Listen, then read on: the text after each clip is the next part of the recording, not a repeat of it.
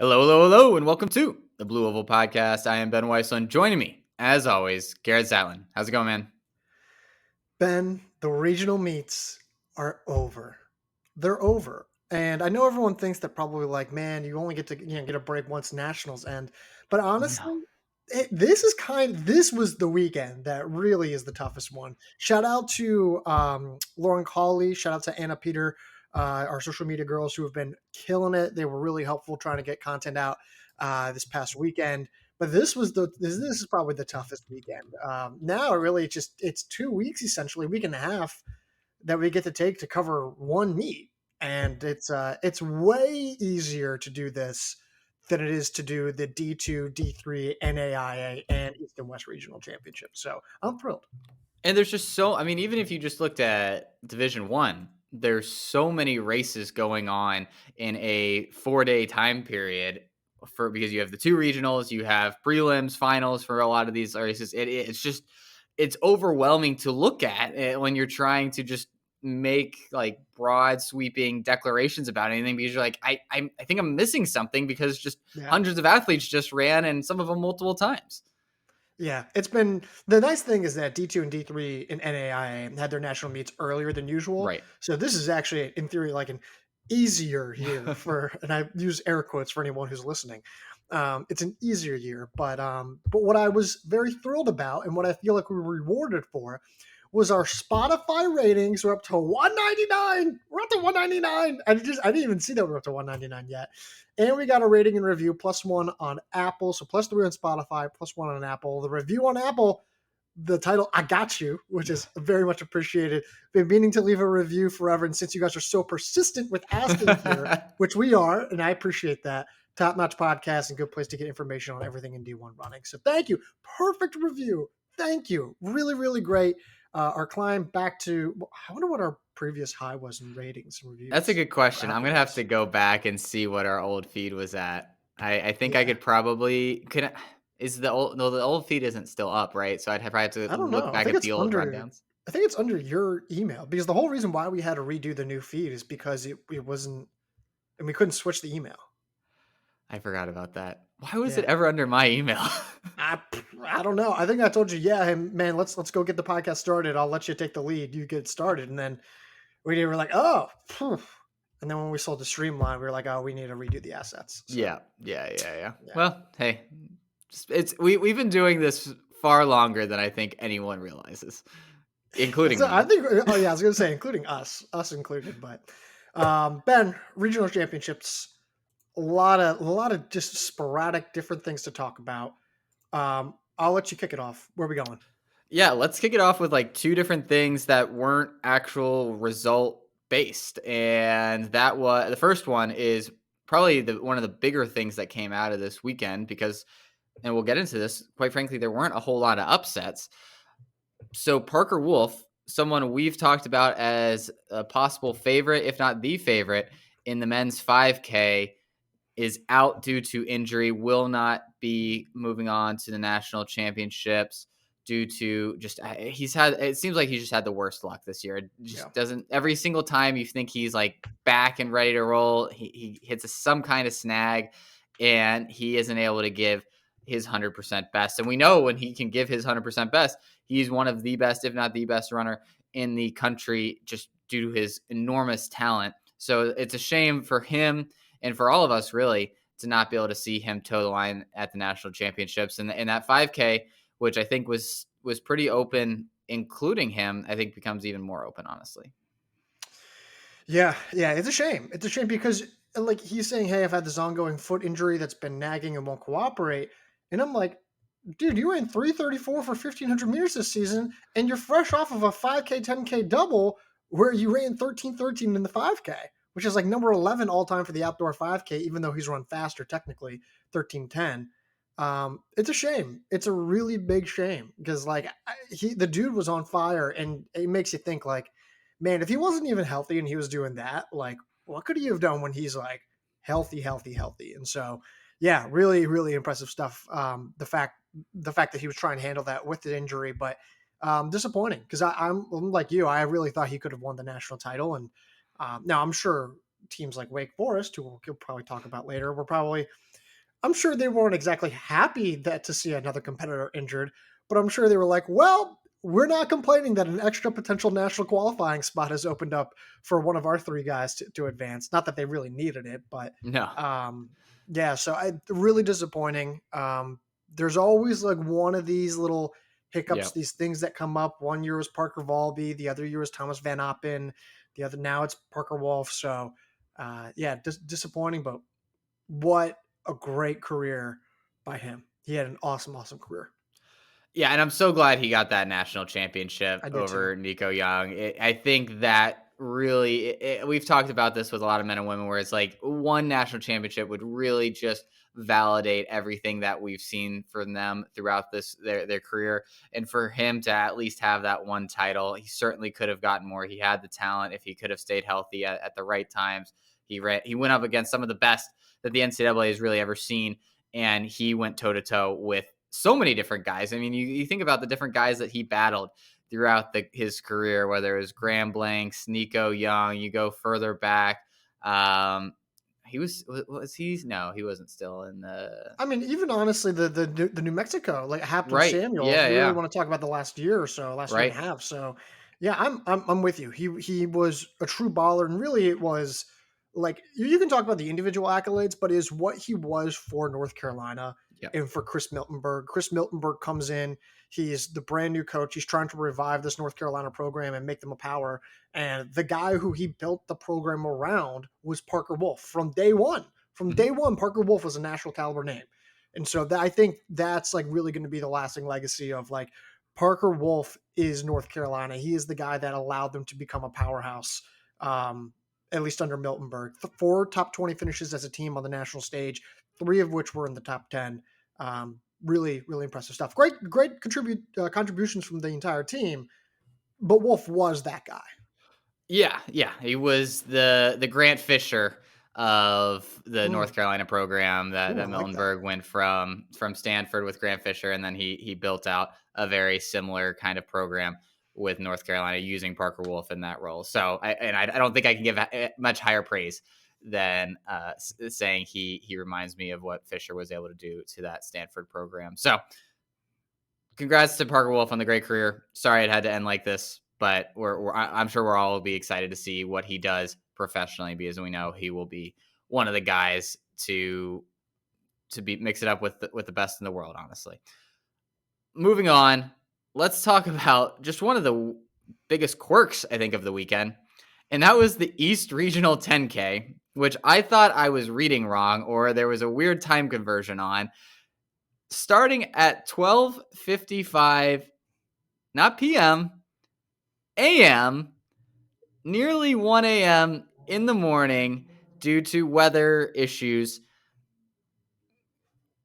Well, you summed it up well in your first thoughts of being like, I must be missing something. I'm not, but I must No. be, because there's really no reason to ever do this. If I was thinking about this, if this happened to me as an athlete, this would have thrown me for a huge curveball, just thinking about the way that you need to structure your sleep, your eat, your shakeout, like all these different things. Like everybody has their own routine, and you can modify it for a variety of different ways. If the race is at like 1, if it's at 11 in the morning, if it's at 7 p.m., like you can modify it within reason.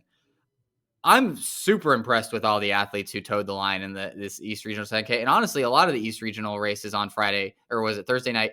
Or Wednesday night? Wednesday night? Well, it was Wednesday night, Thursday Well, morning. Wednesday night into Thursday morning. Right, right. That we're able to do this, because it's, I mean, they're probably never going to have to do anything quite like that again. And not having any way of preparing for it, really, for them to go out and run as well as like the favorites did in particular, super, super impressed. I mean, like, what's the latest you ever gone out for a run? Period. Oh, probably like Mine's 8 or midnight. 9 PM. Yeah, I did midnight in college once because I had like been studying. I was trying to get my miles in. Yeah. Did like a 10 miler because I was like, no, I'm dedicated to the grind. But like that's me just casually running and trying to get miles in college. This race is to determine who goes to the national championships. You're telling me you can't do it in the morning? The only races that are done in the only events that are happening in the morning were the gosh, where was it? Was it the decathlon or like No, it was the that multi? Thursday morning at 8 a.m. was the women's hammer. Pole Yeah. vault was at 9:30 a.m. I don't know if maybe like the women's hammer shared the infield, or I don't know. I wasn't even possibly considering this. No, it's not. They don't. They don't. I Not didn't at think so. North Florida. No. So why are we not doing that? Just hey, 8 a.m., 9 a.m., be back here. I get it. It's Florida, like it's gonna get really hot, but then again, like it's not gonna be scorching hot at 8 a.m., or at least it's not gonna be unbearable like it would be at 8 a.m. compared to what 9 p.m. like it was supposed to be. So I don't understand it. I don't understand it. I don't get it. Didn't really impact the results too much, which was nice. Like I was worried about that. But in total, the results came back fine. Alabama ran well, put 3 guys in there, but generally speaking, you kind of go down the list. It's pretty chalk. Maybe Murphy Smith is a surprise. Shane Brosnan of Harvard's a surprise. Maybe Dylan Throop, maybe Will Zagarsky, but even then, I'm not even saying they're surprises. So luckily, it didn't impact anything, but man, the one race that determines how your future for the rest of the national meet goes, like it's going to be held at 1 a.m. That didn't make sense to me. Yeah, I mean, for some of these guys, this is the biggest race of their career. Yeah. Obviously, a lot for most of the guys who make it to nationals, that's not the case. But for guys that are right on the edge, and hey, this is their one and only regional performance or opportunity, to have it be set up like this is just, I think, malpractice, honestly. And I think it's very frustrating that they made that decision, that it would be less of a difference to do it at 1 a.m. than 8 a.m., where it would be a little bit warmer. Like all these athletes have run in warm weather. If it was 75 degrees, 80 degrees and humid, that's not as significant of a difference as running in 65 degrees in at 1 a.m. Like just in the middle of the night. I, I I mean, do it think really makes no sense. I do think it matters. I just don't think it really is going to make that much of a difference in the grand Right. scheme of It doesn't things. make Like, as big of a difference, right, as probably the 1 a.m. start would have. yeah, it's just so I don't know. 1 a.m. is just I get it. I get none of it's ideal, but figure it out. So, moving off of that. So this is something that I've yet to even publish as we're recording this on Sunday, June 1st. It's June already, by the way. I know Yeah, that's I kind of a know. I hard, know. yeah, kind of a hard one to consume there. But and I haven't published this yet, but I noticed this and I went through all the results for the women's 800 meters, the women's 1500 meters, the women's 5K, and the women's steeplechase. I didn't include the 10K. I'm just looking at all the women's races in the distance events, East and West region. There were only two women who were back end seeds, as in the 25th seed or worse, who advanced to the national meet. That was Sadie Siegstead from Villanova in the 5K. I think she was the 33rd seed. And Maeve O'Neill from Providence, I think she was the 37th seed. She advanced to the 800 meters. Are you as surprised as I am by the lack of upsets and like just the how unbelievably chalk this was? Absolutely. We were talking about this before we started recording. It's hard to find a lot to talk about on the women's side because there just wasn't a lot that happened that was unexpected, right? And even like someone like Sadie Stigstad, her qualifying is like, well, yeah, like Yeah. she hasn't had the best season this outdoor season, but we know what she can do when she's like on it. So like for her to qualify out of the 5K, sure, that's not like a crazy result. Now for Maeve O'Neill, that comes a little bit more out of left field. But if we're only talking about one out of left field like qualification on the women's side on both regionals in every event besides the 10Ks, that's, I mean, you're never going to see anything be as chalk as this. Like this is almost more, or this is definitely more rare than if we saw like some of the top 5 seeds like miss out. I mean, we've seen that happen almost year in and year out, and this year we just didn't even see hardly any volatility. No, and I'm even looking at the East Region 10K. I'm not even confident that I quickly, very at my very quick glance. I'm not even confident that I found anyone in the back half who did advance, who did qualify. So add that to the list. It is wild that it was this chalk. and I don't know why. Like there has to be something that happened, or there's some kind of like macro development that I'm not catching. Right?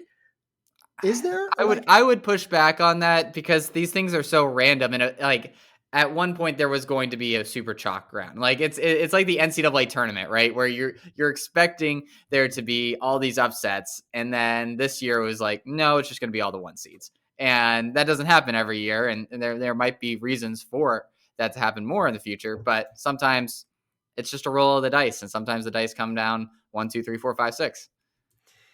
Yeah, it's just really surprising. Just really, really surprising. Yeah, women's 10K did not even have any back half seeds.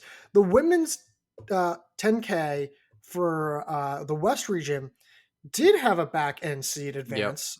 That was and Josephine where? Mora of Thank you, Oklahoma State. Josephine Mora of Oklahoma State.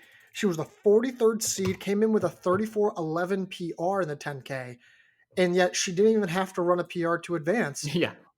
Are you surprised that the women's East region 10K was considerably faster than the women's West region? And would you argue that the women's, like, especially with Pamela Kosgei and Diana Cheretich likely being pace pushers in that women's 10K in the West region, and do you think that the slower pace helped Josephine Mora? Oh, 100%. The fact that she didn't have to run within 15 seconds of her PR was super helpful. And I think you noted this 418 1500-meter runner. It's so obviously has some wheels, but you're talking about someone who at the Big 12 championships finished 16th in the 5K and 8th in the 10K and only finished 4 spots further back in the West Regional 10K. So absolutely the slower pace helped her, and I think that's probably why we saw a lot of chalk throughout the women's races. Is they were pretty honest for the most part, right? Yeah. We'll talk about the 15s. The 8s are always usually really quick. The 10K in the East was much quicker. 5Ks were fairly quick. Like, and because of that, the cream is going to rise to the crop a lot more often than, hey, if you can run 34:30 and qualify in the 10K, there's a lot of women that basically everyone in that field can run 34:30. So it just opens the door to so many other people. And we just didn't see that really in a lot of the other races where a lot of men and women would have had to run PRs to qualify. And that's just a hard situation to put yourself in to qualify for nationals. Yeah. Yeah. No. And Mara, I just checked, was the only other back end seed to advance. So three, So three we've had from 800 in three all the total. distance events. Three It's total wild. is insane. That doesn't happen. I hope people understand how much that does not happen. Wild, I mean, wild stuff. it's as big of it's a bigger statistical anomaly than someone finishing 40 or being at 43rd on the performance list and qualifying for nationals. Like Oh yeah, one that's person doing that that's way more likely than what we saw this weekend. yeah. I agree. I'm with you. That was yeah. I can't even. I'm stunned. Stunned. So where do you want to go after this? Where are we going? Let's stick on the women's side. Like I said, we didn't have a ton on the women, but let's kind of go through the women's 1500 meters where they were just very very fast. You look in the East Regional, Shannon Flockhart runs 4:04. Eastern Kentucky's L. Arfui runs 4:05. Jalego 4:05. Maggie Congdon 4:05. And then on the west side, you saw some really strong performances out of both the Washington and Oregon women, who both put 3 women across 2 nationals. And Claudia Kazmierska, I think, is a name that sticks out, running really, really well, running 4:06 there, number 2 time in the West region. I mean, the women who ran these fast times are the women, for the most part, that you would expected to run these fast times. So it's not like we learn necessarily a lot. But I think this is setting up for a very, very quick national championship. What would you set the over under at for the women's national championship winning time in the 1500? Mm. See, here's and I was just thinking about this earlier today. The women are more honest than the men. The women Yes, are like much absolutely. Very consistently so. historically so. Yeah, Yeah. consistently so. They're just way more honest. I don't know why. I think it's and I actually wanted to ask you this: when you were in your 1500-meter final at the Mhm. East Regional Championships, and you got on that line, how many of the 12 guys on the starting line with you, how many of those guys did you think thought I probably have a top 3 kick in this field? Oh, man. 9, probably. 9, 10, right? And then probably the same number on the other end, right? Yeah. I don't know that the women think that same way. Mainly because I think they're like, "Hey, I want to make this more honest. Like I want to ensure that there's less, a room for someone to come out and kick." Like I don't know why, but I just kind of feel like based on everything that we've seen with women being more honest in championship settings, I think they're like, I'm not going to leave it to chance. I'm going to leave it to fitness, and I think that's Which why you it's the don't right see move. upsets. Yeah, Yeah, and that's the right move in these regional championships too, where it doesn't matter if you win, right? If you finish third, that's fine. Like, and that's I think we've seen that on the men's side start to happen a little bit more, where it is a little bit more honest. But yeah, there was definitely years where it's like, yeah, everybody just gets the line. You think you have the best kick, and you don't want to expend a lot of effort pushing the pace, even if it's beneficial to you. And I think people are starting to learn from that, like my year certainly, right? Like everybody was under 340 because everybody needed, like you had Jared well, Nagoose you and also Elliot had Kipsang Ilya saying, yeah, we're just going to Kipsang. run really fast, like, Yeah, and that's going to be our ticket, and prevent a lot less and have a lot less volatility because of that. And for whatever reason, the women have figured that out quicker. So hey, good for them. yeah. It is in terms of the over under time. I'd put it at 4082, Sorry, what was it? 408? 408, Oh, it's 408.2. going to be under that. You think? Absolutely. Oh, Yeah, you know what? 100%. Yeah. You know what? You're right. You're right. It'll be under 408. I just, I do think there's going to be a little bit of cat and mouse. There's going to be of like a who's ready to. It's a matter of like who makes that first big move. And I don't know when. I could see it being like 4071 as like maybe the better cutoff time. I think I'd put it there. But I think I don't think it's like a guarantee that you're all of a sudden just going to go under 407. I mean, look at what happened like during the season. I mean, I know regionals was just crazy fast, but during the season, I think there was only 6 women who went under 4071. I think it's going to be 406 or faster. I I I I would be shocked, honestly. I think Who's taking it out like that? I think there's several women. I think Providence, like the duo, could decide to say, "Hey, we just ran 404, 406. Let's just control this race from the front. We can just have each other run right next to each other." You could make the same argument for the Oregon women. You could make the same argument for the Washington women. Like I think there's enough like teammates in this field that one team, or I mean, you could even say that about BYU, although I think that's a lot less likely on the BYU side. But like, there's enough like there groups of teammates that I think some coach is going to be like, all right, our strategy is going to be go to the front, just like fill up lane one, and people are going to have to go around you. And we just think we're fitter than everybody else. Yeah, I'd like to look at the history of the national meet. Like I know my Ramsden was fast last year. I know I she mean, was. the one that always sticks out to me, and I don't Was remember what the Sinclair final time Johnson. was, the Sinclair Johnson one, Yeah, um, that one and too. just Jessica Hull. So yeah, we'll see. I think we're primed for something like that. I think there's too many really talented women who think they can win this, that one of them is going to say I, in their coach test is say we're going to go for it early. I think the field's too tight. But that's kind of my point. I think it's so tight that someone's going to, like, not everyone's going to come up with the same exact strategy, right? Someone's going to have something different. I guess. I don't know. I was gonna. Okay, so now that we have this figured out, who are your national title favorites? Who are the women who can realistically win a national title this season? Oh gosh, Because how we long do just we had have? we had I know we had Flockhart, we had El Arfui, and we had Jalego on 404, 405, 405 in the East region. Maggie Condon run 405 in the West region, and then of course Claudia Kazmierska ran 403 to win the Sound running meet last week in Yeah. 403. So where are you going with this? Yeah. I mean, I got so many. Congdon, Kazmierska, I think Forrester you have to put in there. I would like to say Riley Chamberlain, but I don't think I can say her anymore. I think you got to put Sophie O'Sullivan in at this point. Okay.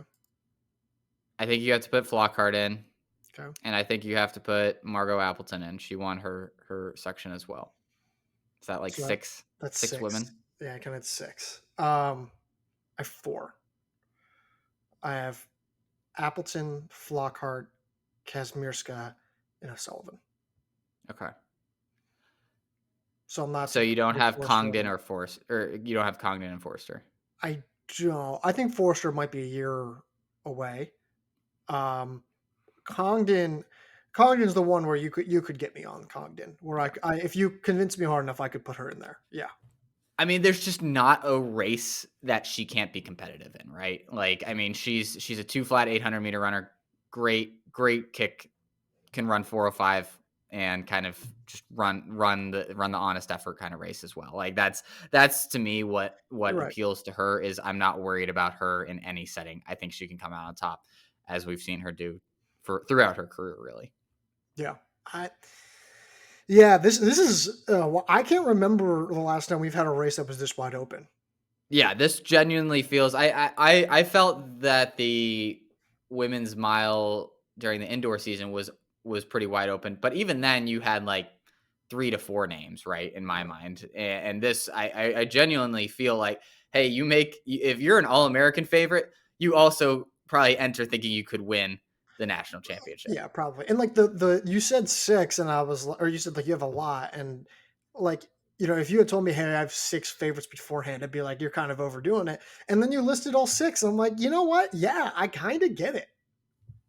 Yeah, So and that's not including Solana Yildiz or Riley Chamberlain, both national champs or not. Yildiz no one Kimberly national. May.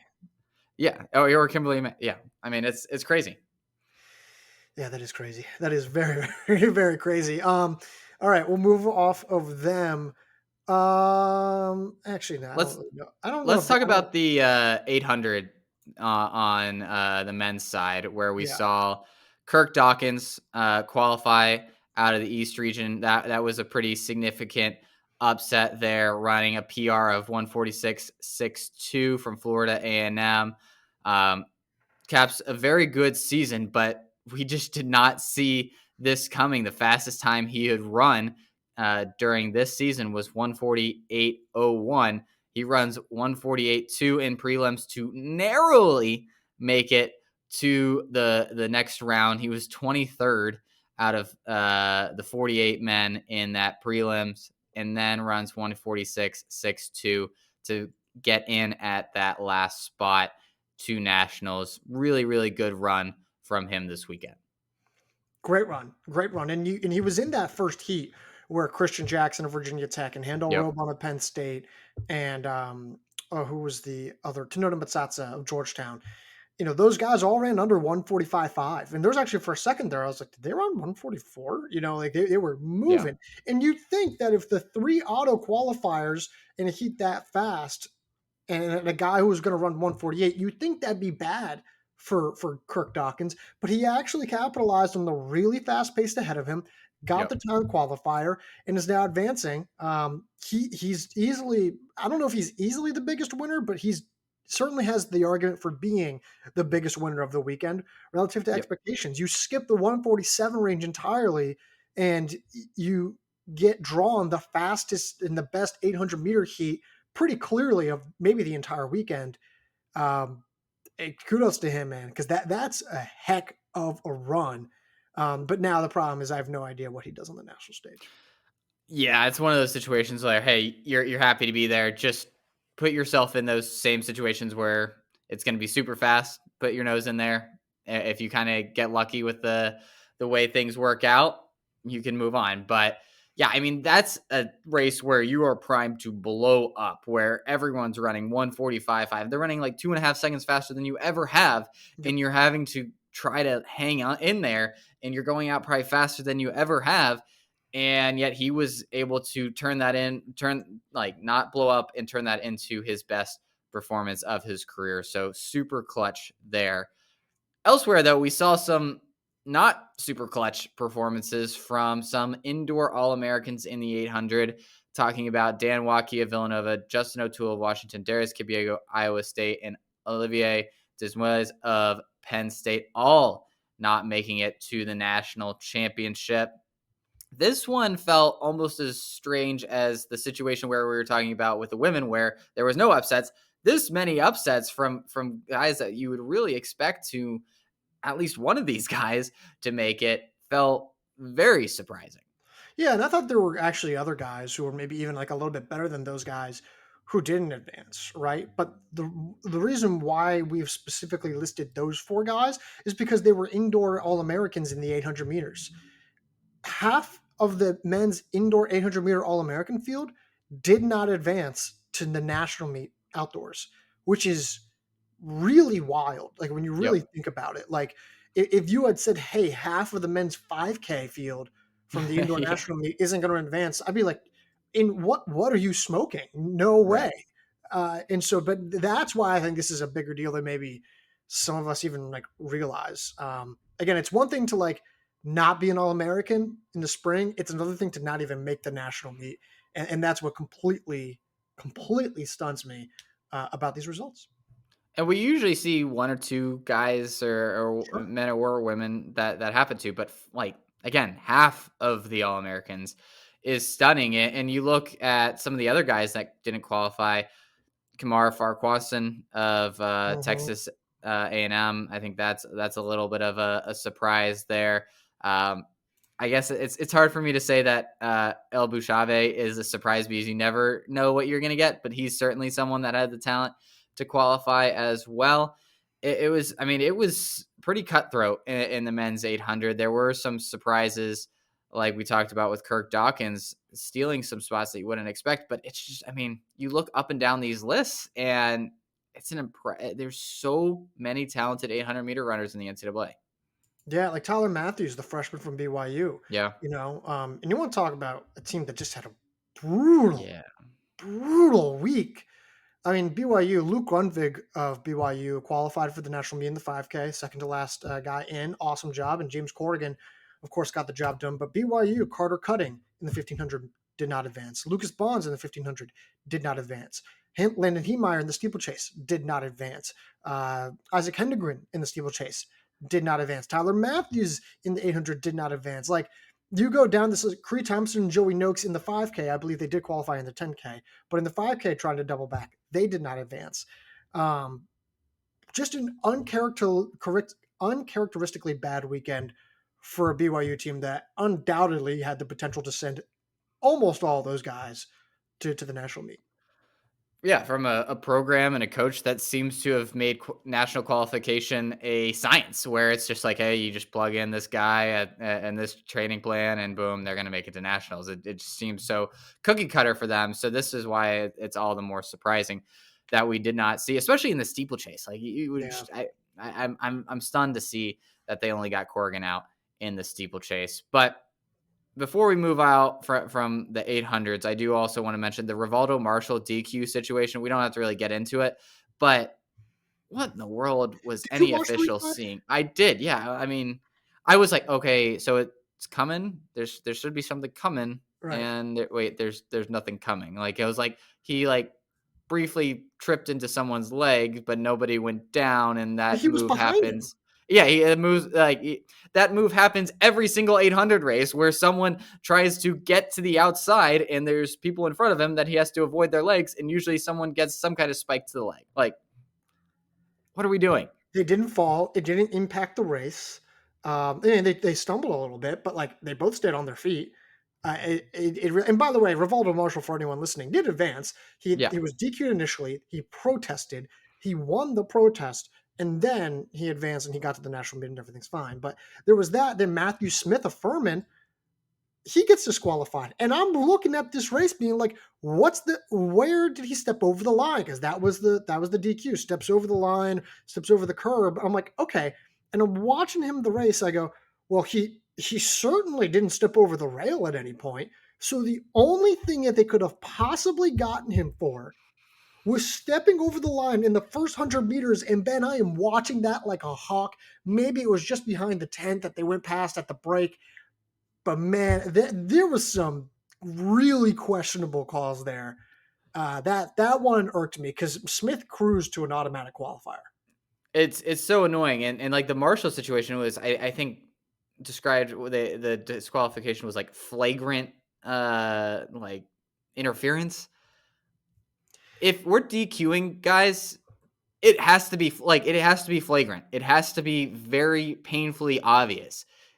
There's no reason to take people out of deserving spots due to ticky-tack stuff. This is why people don't watch our sport. Like I go to a high school meet to watch my brother-in-law run hundreds, and this is let's be clear. This is not a like postseason meet, has no implications at all.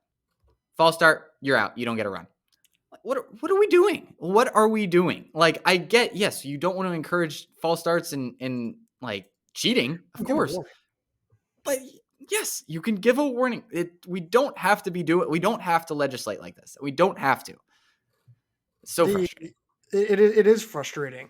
And like, and here's the thing, like there's been a lot of debate since we posted about it, about Nathan Tassi and the men's D3 10K and how he got disqualified after winning the national title.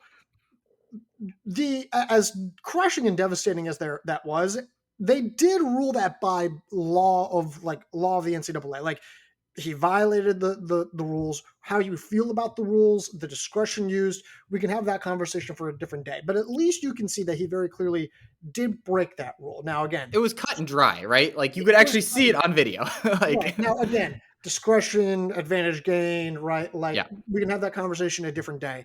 But you can, like you said, it's cut and dry.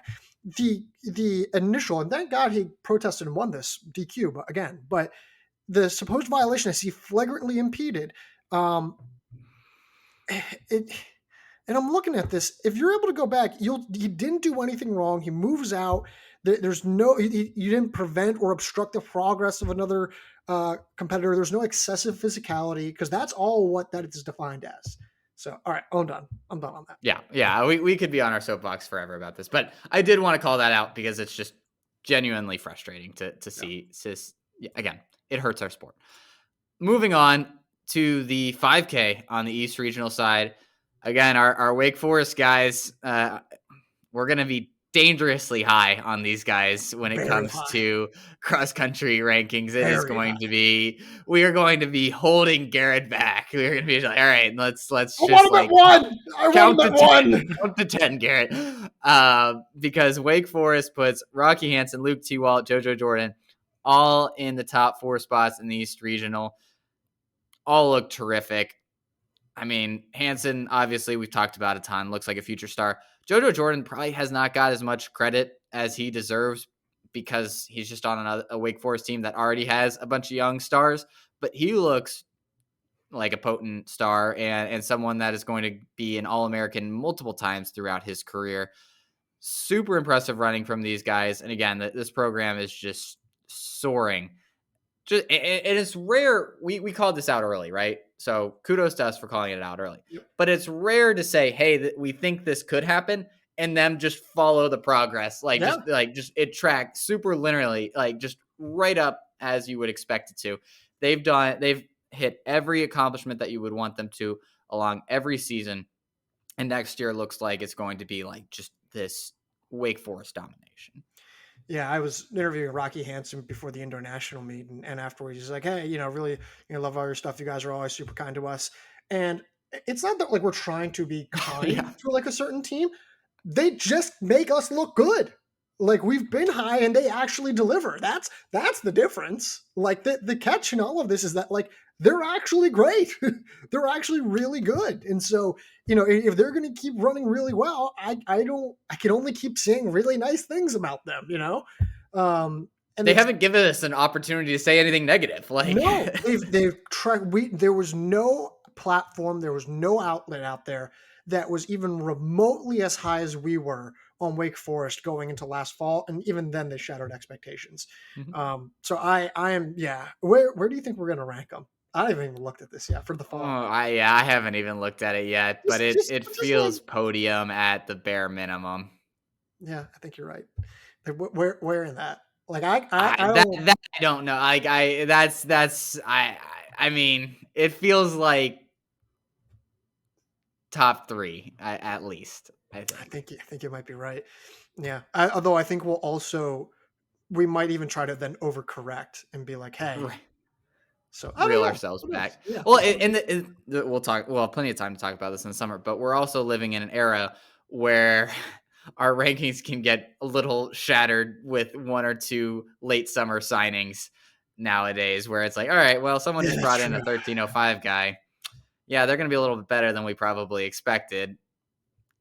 That's going to throw. So we're going to have to debrief and look at all the results, look at who actually is coming in over the next month or two, because it could change our perspective significantly. But based off what we know Wake Forest is going to have, it's hard to say they're not going to be podium favorites, if not locks. Dude, the moment BYU finds Mormon Kenyans, I mean, the NCAA is done. NCAA, it's They game really got over. to get those missions up and running even more so in Kenya. Yeah, yeah. So, but no, it's going to be this summer's always fun. I love the summer, and man, Yeah. it's my obviously everyone loves the summer for the summer, but I love it for the content's sake because it's the most fun content. Um, what else, man? What else? Do you have any like? I know we got a few little ticky tack Yeah, we got some headlines here. quick hitters. Bismack Kipchirchir of Akron qualified in the steeple after a fall. Always impressive to see that. James Dunn of Georgetown runs 335 this year. Does not qualify in the 15. Again, the 1500 super cutthroat. Hilda Olamamwe didn't make it in the 5K after qualifying in the 10. Minor surprise. And then Gabrielle Grissom, just a brutal fall at the end of her prelim to not advance. Now she was like right on the line of whether or not she was going to advance, but you hate to see. I always feel terrible for any athlete that isn't able to finish as they would expect. But yeah, I mean, all of those interesting, but not a whole lot to dive into really. Yeah, yeah. And listen, this is usually be the part where we'd like probably extend this another 10 to 15 minutes because there'd be upsets to talk about, but the Yeah, women were chalk as chalk can get. So, yeah. If that's all we you got. yeah.